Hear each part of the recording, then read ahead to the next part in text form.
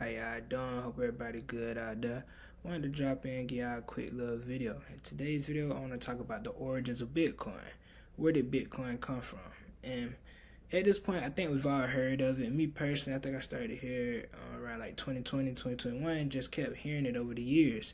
And, got to a point where I was like, okay, let me do my own little research, get a better understanding of it. Usually, when I'm trying to understand something, I just go back to like the beginnings and look at the history. And that usually shows me like a clearer picture. And the theme on this channel is we learning together. I'm starting with a lot of stuff myself and just sharing the knowledge. And you feel me? Maybe you might be a person watching this, you already know, or you might be a person where you just getting started as well. So wherever you at, just hoping I can provide some value. The beautiful thing about Bitcoin is usually when you go into like trying to learn it, you always gotta start with the money. So like really like the history of money. And I'm not gonna go into a deep dive this video. I'm gonna link these videos below where I talk about like the history of money, Federal Reserve, gold standard, stuff like that. I'll link those two videos. But when you go back really to the beginning of time, that's where Bitcoin sort of kind of starts. Of like when we talk about like what has been used as money throughout history and what's good qualities of money. So we've used everything as money throughout history. When we talk about salt, we've used corn, we use wheat, we've used shells as money. When I say we, I'm talking about humans. And over time, what's kept winning out as money has usually been like gold, and we talk precious metal, sometimes silver as well. But you might ask, why were people using gold as money? Because you look at hundreds and thousands of years ago, people were using gold, and then you look today and gold still has value. So why has it lasted that long? And you got different qualities of money. And with obviously now we're in a digital where we got like credit cards and stuff, but back then with physical money you would have various qualities. Like you want your money to be durable, in the sense you want it to last. So when we talk about bananas, that would be a horrible form of money because it won't last but a week. When we're talking about you want your money to be portable, you can carry the money around. When we talk about you want it to be divisible, like you can break it down into smaller quantities so you're not just making huge transactions. And is the money acceptable? Like anybody could go start their own money. I could go start Coin today. Is people going to accept that as money though? And then one of the big qualities is you want money that has a limited supply. And we'll talk about it more in the video, but throughout history, when money has it where you can increase the supply of it, that causes problems. If you look at the original definition of inflation, is an increase in the money supply. And now it means rising prices, but when you increase the money supply, that causes prices to rise. So you want money that's rare, has a limited supply, and can't be manipulated easy. That's why you look at why gold has lasted throughout history. You can't just go mine gold whenever you want, just keep getting gold. Like, it's rare. It's, what I'm saying? It's not just going to increase in supply as easy as, say, like fiat money or paper money. So that's why, it's held value over time. And you look at, throughout history, our current money system, where we have our government, where they just continue to print money and they continue to devalue money and increase the money supply. Increasing the money supply, it lessens the value of the money and it lessens your purchasing power, so your money is buying less. And say we're skipping down to like just jumping around, going to like the 1900s, we have it where throughout history we've always had these different economic theories and things, and we got the Austrian School of Economics. So we have Karl Menger and the Mises, and then we got Friedrich Hayek. And talking a lot from this book today, the Genesis book. I'm gonna link that below, but I actually got a physical copy. I know I'll be on the Audible books, but I'm gonna link that below and just talking a lot from this book today. But when we're talking about going into the 1900s to the 20th century, we had a lot going on. And we had the Federal Reserve created. That's the central bank in America. We had World War I. We had the Great Depression. We had it where the the government made it illegal to own gold. We had World War II. We had Bretton Woods. So there's a lot going on. And going back to the Austrian School of Economics, they were sort of kind of, I wouldn't say the opposite, but it was sort of kind of, they had a different view on money when it comes to how our money system's set up. And the popular, I guess you could say the popular views, they weren't really, they had, and we'll do a whole video on that.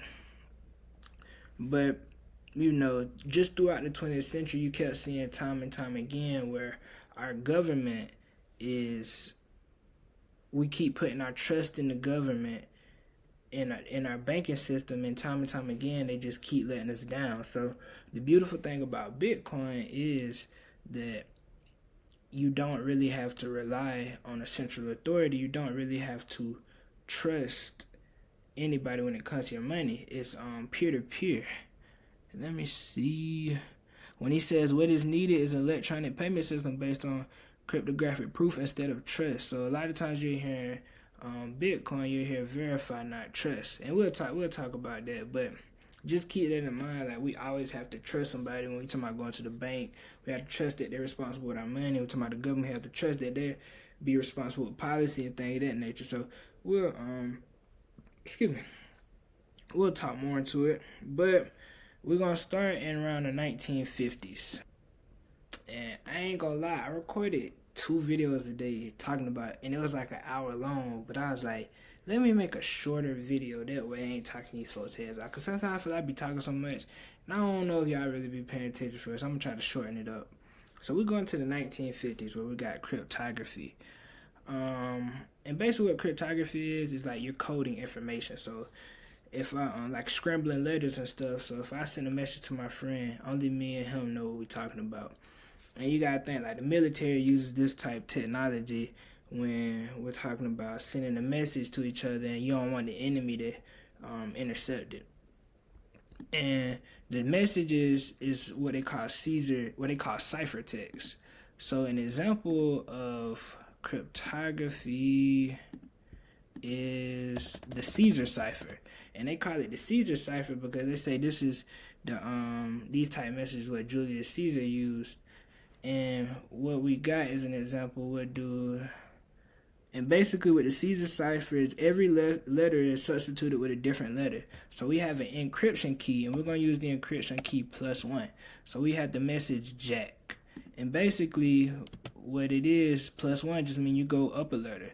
So J will be K, A +1 is B, C +1 is D, K +1 is L. So that's a basic example of a Caesar cipher. And with this is a symmetric key. So +1 is the encryption key. All you had to do is do it in reverse. So -1 to decrypt the message. Like I said, that's a basic example. But the problem they was having with these types of this type of cryptography is that when they were sending messages to each other, the encryption key, you had to meet in person for that. Reason being is because if you sending the encryption key over like online or whatnot, somebody could see it and they don't know how to unscramble the message. So that's a big problem though, having to use the encryption key in person. So in this situation, +1 is the encryption key. If I want to send a message, I have to meet the person I'm sending it to in person to give them the encryption key so they know how to unscramble the message.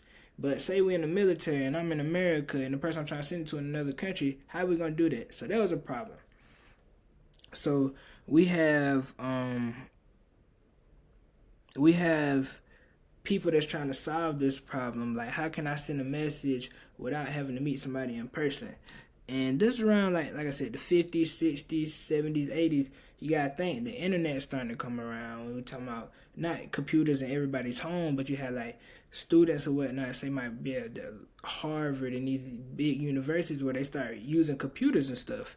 So you got this small group of people, and they're seeing the importance with the internet coming around of software that needs to protect online data, health records, financial data, military information, etc. And at the same time, you have the government that's paying attention to this type of stuff as well. So we're talking about the National Security Agency. They're trying to get the best cryptographies in the country, but they're keeping it on the LO. Like, they don't want the public to know about this type of stuff. So one of the first breakthroughs with the cryptography thing is what we call public key cryptography. So what that is you remember we saying the encryption key, we're using one key. With public key cryptography, you use two keys. So you got a public key and you got a private key. And with using two keys, what you could do is you could send messages, and like you could encrypt information without having to meet the person. So that was a big breakthrough.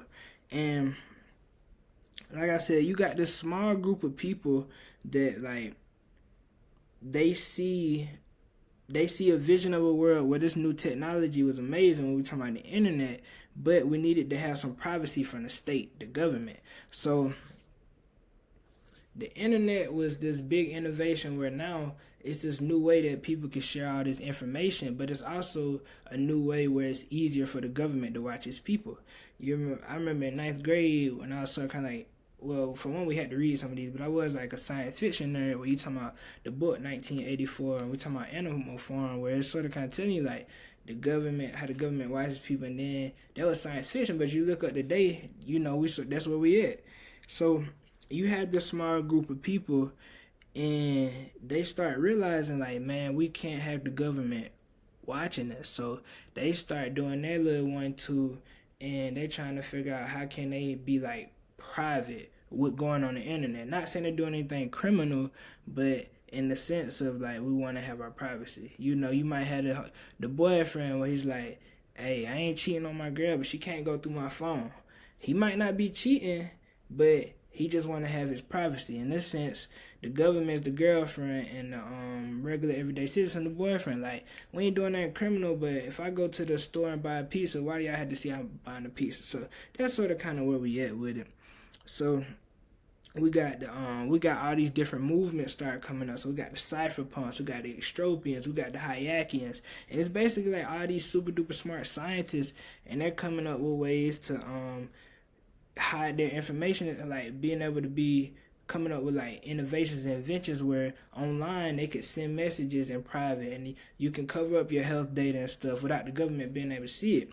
But keep in mind, at the same time, the government is not really a fan of this. So they got the first ever crypto conference, and this happened in 1981. So you got the best minds in the cryptography space, and they come together, and it's about 60 of them, and they just bouncing ideas off each other.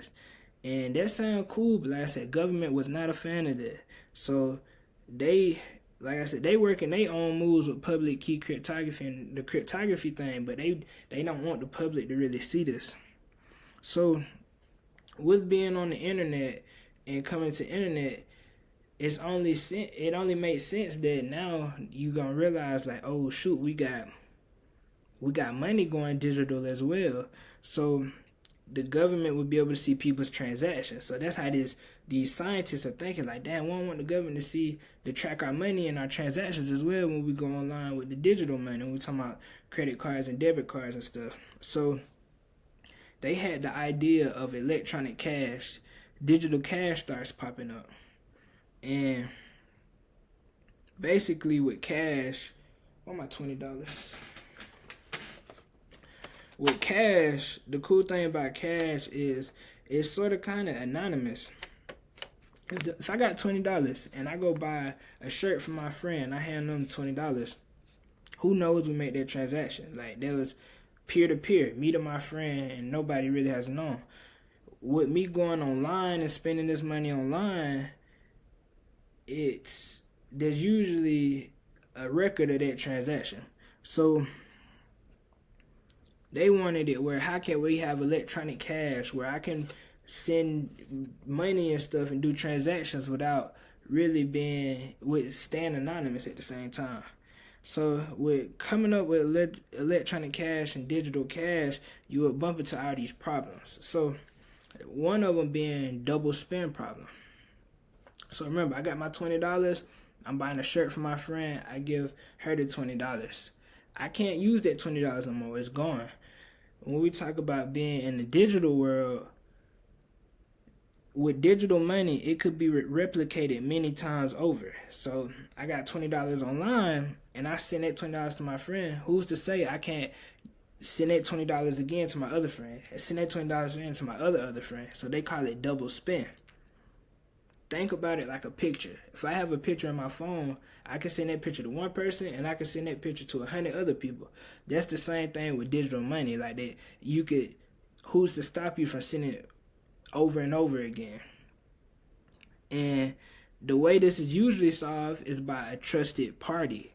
Like you gotta go through a bank, or you might use a payment processor like PayPal. They'll check to see that you're not double spending. But remember what we talked about with this online space. We're trying to get it where we don't have to use a trusted party. We don't have to use a central authority to make transactions. We're trying to do peer-to-peer. I don't want to have to use no middleman. So one of the first digital monies is created, DigiCash. So it's a digital payment system that will let people make such payments privately using electronic cash. So it was two problems with DigiCash. DigiCash said they wouldn't release more than 1 million units. That's a good thing because you remember we talked about a limited supply. You don't want to increase the supply. But you had to put trust in DigiCash, the company. Get what it is, a central authority. If they wanted to, so they said they wouldn't release more than 1 million units, but who's to say they might lie? You know what I'm saying? They could be lying. I don't want to. And also, what I about to say? And also, like, you just have to trust in them as well. Like, we don't want to remember, keep emphasizing, we don't want to use a central authority. I low-key forgot what I was saying. So, DigiCash, they got a little bit of interest from Microsoft, Visa, some international banks, but none of the deals fell through. A lot of employees at DigiCash, this was in Amsterdam, they said that the CEO, David Chong, they say he just wasn't a business savvy, but David Chong saying it's like it wasn't really a market for digital money at the time. So in 1998, DigiCash filed for bankruptcy. So remember I just said, like, you don't want to have to trust the central authority. So let's say DigiCash took off and everybody, got DigiCash and whatnot. If they filed for bankruptcy, now you done lost your money. So that's a prime example. Like, you don't want to trust a third party or a central authority. And I also want to emphasize with this, like these cypherpunks and these groups of people, at the time, the average person didn't realize the severity and the importance of privacy, online privacy. And even if you look at the day, I ain't gonna say the average person doesn't realize, but it's like we done sort of kind of gave up our data and stuff for convenience. So that's where we at today. But back then, they definitely didn't realize it. Like, a lot of people just didn't care about being private and anonymous and sharing and keeping their data private. But with these cypherpunks and these scientists and whatnot, it's a small group of people. It's not like your everyday average person. Let's see. So, and I want to keep emphasizing what Bitcoin, basically what Bitcoin is it's sort of kind of a mixture of all these different interventions.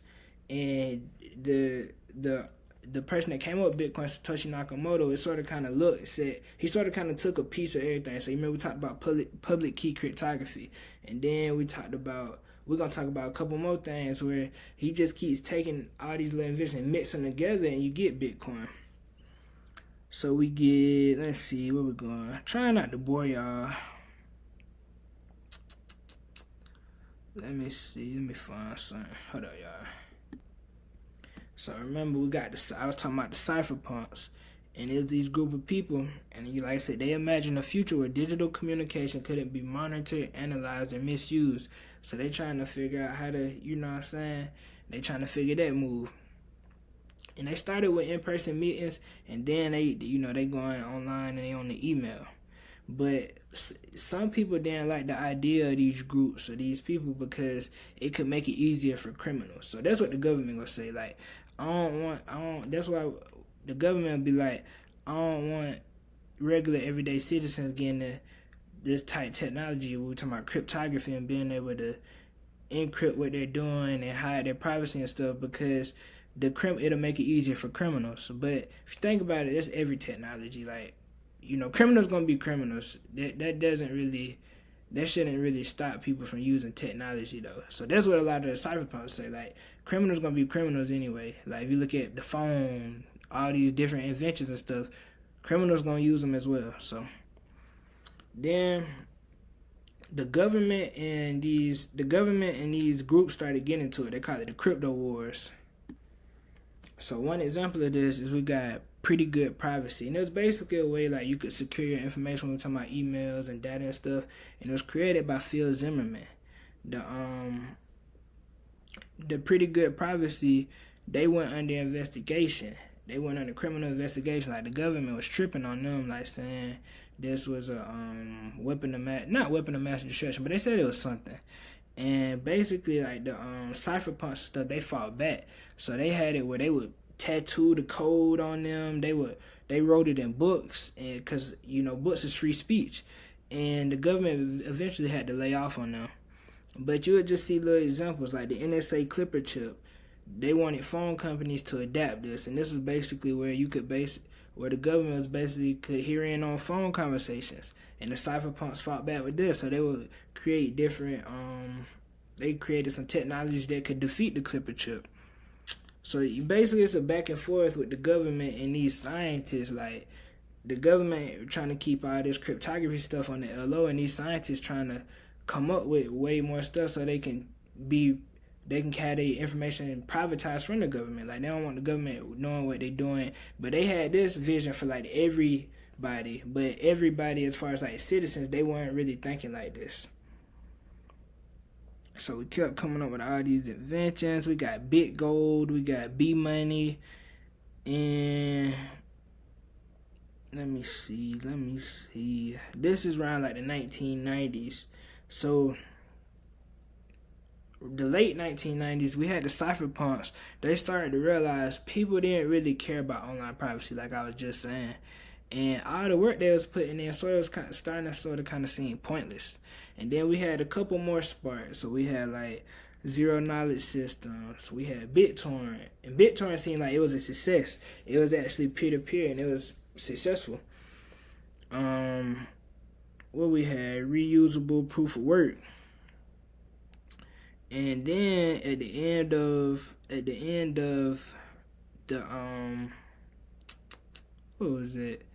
The end of 2008, in the midst of the 2008 crash, we had a mysterious character, Satoshi Nakamoto, appears out the woodworks, and he has this peer-to-peer electronic cash system without a trusted third party. So at this point, this is 2008. These folks have been at it since the 80s and the 90s trying to come up with this money. A lot of these folks had given up at this time. So he said he has an electronic payment system based on cryptographic proof instead of trust. So Satoshi Nakamoto, he was the person that appeared out the woodworks with Bitcoin. And like I said in the beginning, some folks was messing with it, but a lot of people didn't. They had just gave up at this point. And that's what we're probably gonna stop it there, and then we'll create a part 2. But basically what I did with this video is just give y'all like a overview of like where did it come from. Like, it popped up in 2008, but you could see like this was been in the works. So like really since the 50s and the 60s when we're talking about cryptography. And then you look at all these inventions that came with it when we're talking about hash cash and proof of work and all that. Even going back to the beginning of time, just going back to like what's good money. So you feel me? Like that's how we gain. Then the next couple videos we'll actually go into Bitcoin and not really on the technical side, but just talking more about it.